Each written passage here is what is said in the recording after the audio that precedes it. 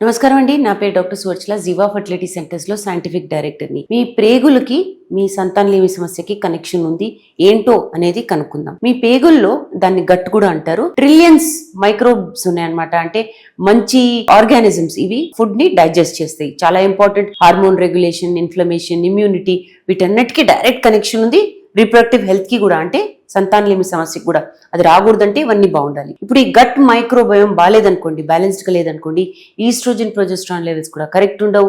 ఈ బ్యాలెన్స్ గా లేకపోయేసరికి డిస్బయోసిస్ అనేది అవుతుంది. అంటే హార్మోనల్ ఇంబ్యాలెన్స్. దీనివల్ల ఇర్రెగ్యులర్ పీరియడ్స్, పీసీఓఎస్ సిమ్టమ్స్, అండం విడుదలవ్వడానికి కష్టాలు ఇవన్నీ అవ్వచ్చు. ఆడోళ్లలో endometriosis, autoimmune disorders, even miscarriages కూడా ఈ గట్ హెల్త్ వల్ల అవ్వచ్చని స్టడీస్ చెప్తున్నాయి. పురుషుల్లో టెస్టోస్టెరాన్ లెవెల్స్ ఎఫెక్ట్ అవుతాయి, స్పర్మ్ క్వాలిటీ, దీనివల్ల ఆక్సిడేటివ్ స్ట్రెస్, ఇన్ఫ్లమేషన్ ఇవన్నీ అవుతాయి అనేసి ప్రాబ్లమ్స్ అని చెప్తారు.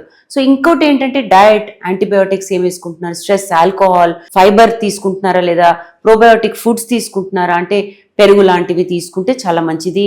అట్టిపళ్ళు, ఓట్స్ ఇవన్నీ తింటే చాలా మంచిది. తర్వాత ప్రాసెస్డ్ ఫుడ్ తినకండి, డబ్బాల్లో వచ్చే ఫుడ్స్ తినకపోతే మీ గట్ హెల్త్ కూడా బాగుంటుంది. బ్యాలెన్స్డ్ హార్మోన్స్ ఉండేసరికి ఫర్టిలిటీ బాగుంటుంది. దీని గురించి ఇంకా వివరాల కోసం తప్పకుండా జీవా ఫర్టిలిటీ సెంటర్స్ కి విచ్చేయండి. Thank you.